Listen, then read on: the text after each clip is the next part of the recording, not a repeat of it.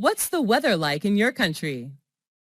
Well, there are 4 seasons: spring, summer, fall, and winter, which vary considerably in characteristics.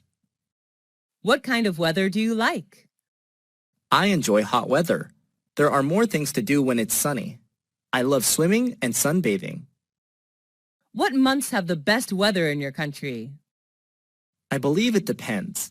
For me, the best weather is from June to August when it's warm across the country. Do you like it when it rains? Not at all. I hate raining. How does the weather affect your feelings? I usually have a bad mood when it rains. The rain reminds me of sad memories. How has the weather changed recently?